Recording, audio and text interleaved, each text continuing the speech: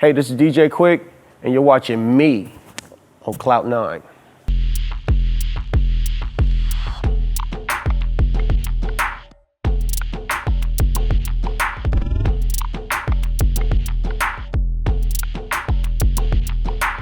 Yeah, my first drum machine was technically a Roland TR-606 because couldn't afford an 808 back then. And where could you find it? Like, I grew up in Compton. That shit was far away from Hollywood where you bought the equipment. So my brother-in-law, Billy, he bought a 606 and he like spotted it to me and I was like, dude, you really love me for this. And I was so disappointed. I thought that 808 sound just came in there naturally, like boom, boom, boom. Like, you know, make the speaker, I'm like, put. That was the sound. Boom, boom, boom. I'm like, no, this ain't it. So I put the turntable, it happened by accident. I stopped the turntable and the drum machine was rolling and the turntable started to feed back and it made the same tone. And I was like, oh, that's bitchin'. So I started recording it like that. I started to, you know, sampling it basically. Out of 10, yeah. It was luck. Like I didn't do it by design. It was just a perfect set of circumstances that made it happen. Oh man, that's over the top. You know, because first of all, that's not even in our lexicon of conversation. A Pulitzer, niggas don't talk like that. So Kendrick got some shit that we don't even talk about. Now that's hot, you know. He already overdue for his star on the Walk of Fame already. You know, it's like, go and give it to him now, while he's young. So he can have all this as a young king. He's like it's our little baby King Tut right now. You know what I mean? He's like royalty. I don't want to just be all super generous. I'm gonna give Kendrick a 9.9 out of 10. Okay. You know what I'm saying? The 1 point, that tenth is because I didn't see that coming. Okay. That was a Magic Johnson pass. Oh, now, it's like you have to be like really inspired. And me, after like 8 hours, especially if we drinking Hennessy or champagne or smoking, it's like, nigga, it's bedtime. Night night, bitch. You know what I'm saying? Like, you gotta lay this shit down. You just be a monster.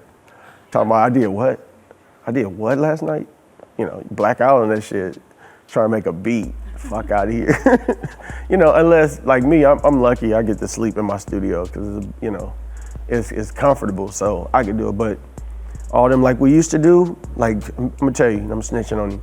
Dr. Dre, Dr. Dre has some of the most epic, long marathon sessions ever.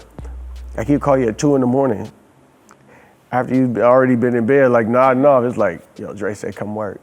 And you go in there and it's like, he started the day before and it's in another day. So it's almost like a day and a half, almost 2 days type shit. Like, you know what I'm talking about? Like, and he's just always ready to go. He's in there fixing shit and playing piano. I'm like, bruh, I need that stamina. So yeah, but I can't do that now, no. I need that, like, you know, 10 hours, 12, it's pushing it. 12 to 12, and then we just party at like 1 a.m. to 2, you know, try to drink some water, come down so we drive home, I don't know.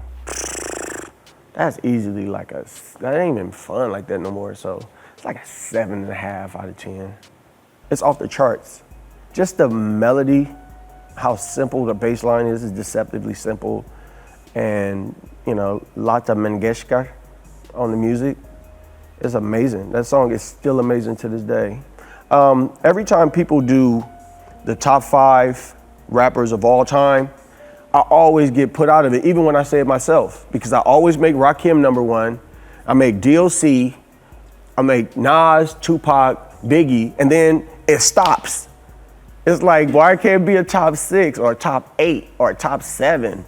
You know what I mean? Then I can squeeze in there, but them motherfuckers were lyrical madmen. Somebody young, I asked a young hip hop fan, and it's ironic, the kid works in a liquor store, so you know, he know what it is.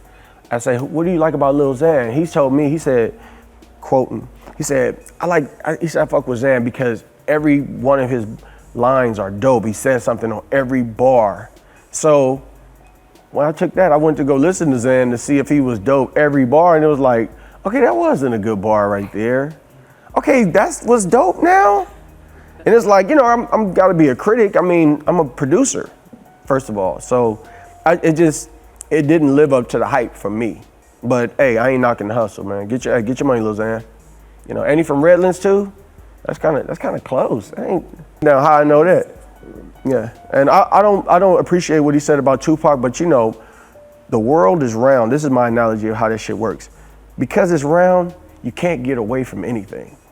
So karma comes and catches you quick. Like when the dudes chased him, it's like, that's karmic. Like you said something about this guy who probably wasn't even alive when you were born. You probably wouldn't, you know what I mean? Like you don't even know. This is like our Martin Luther King, and then you shoot him down.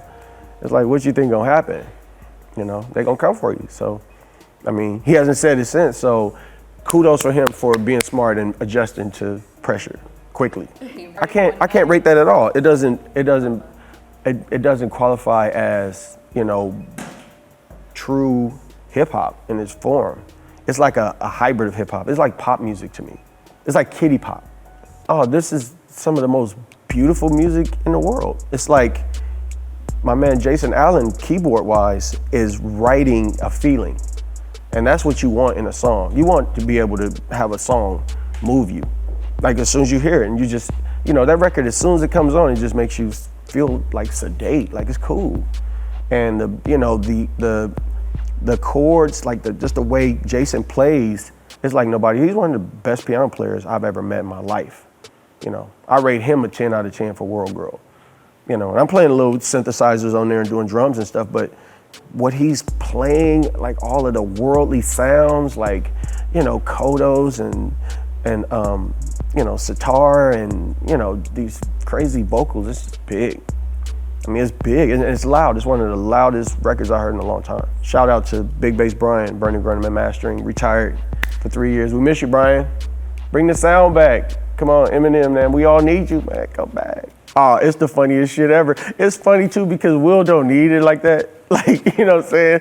But to see him like salsa dancing on a boat with Mark Anthony, it's like, look, I'm goofy about it because I love it. Like Will can do no wrong.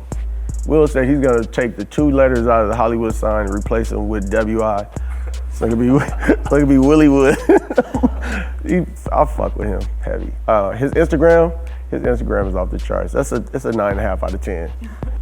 See, this is a trick question because I worked on DETOX. Like when we're doing Truth Hurts, there was times where, you know, me and Dre had what we call just a thinking session. You know, a hypothesis only, not programming. And just in theory, DETOX it's a super smart ass piece of music, but it's all music. You know what I mean? And I think that's what could be the stumbling block for that record, is because it's all music. You got so many people to please. If you're off with one, then it won't be a classic record. So I understand Dre's concerns about putting it out, but some of the tracks I heard, oh my God, the fuck out of here. It was better than, sound-wise, it was gonna be better than Chronic 2001, and idea-wise. So I gotta give it a 9.8 out of 10. I really want to. If I give everybody a 10, I'm just being congratulatory, huh? Just do you. At the end of the day, be you. Nate is easily one of the greatest R&B singers, crooners of our time. I'll put him up there with Sam Cooke, you know, just for that tone of voice and that having his own thing and being able to write a hit record with anybody. Warren G, who's, to me, don't ask me why, but I call him the Barack Obama of hip hop because he's just level. He's just fucking level-headed. And Snoop is a GOAT. So 2 and 3 they're 10 out of 10. I haven't done a Tupac record since that day. Are you serious? I never got the calls anymore. But it wasn't because I went on TMZ and announced it. It was just a spooky day in the studio and I got scared. Now I'm not scared of I grew up in Compton. Like, we don't play that shit. You know what I mean? Whatever. I'm more scared of them niggas around the corner shooting than a fucking ghost.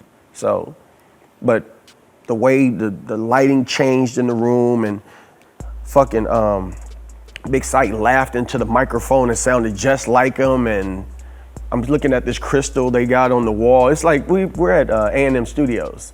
So it's like we were in the Karen Carpenter room, like the flyest studio. Prince was in there. I was in there with Beyonce and Mick Jagger and fucking Wendy and Lisa and Jimmy Jam and Terry Lewis. Like, it's one of those places. So it's got a history of vibes. It's all super vibey from Herb Alpert's studio. Janet Jackson was there. So that day was just fucking strange. And my engineers, we all just looked at each other. We fucking, okay, I can't do this anymore. We walked out. It was like, they had this crystal there, this big, gigantic, like, you know, a crystal, supposedly to equalize the energy in the room. So I'm listening to all these legends, and then this dude do this, it just, I got spooked.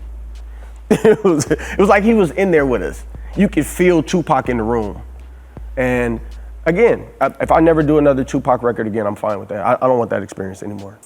Well, the feeling, that hair on you know, that shit should have been on one of them shows where the dudes be looking for the ghosts with the little recorder. That was that day. They missed it. Tupac was there. Spooky. That's an 8 out of 10.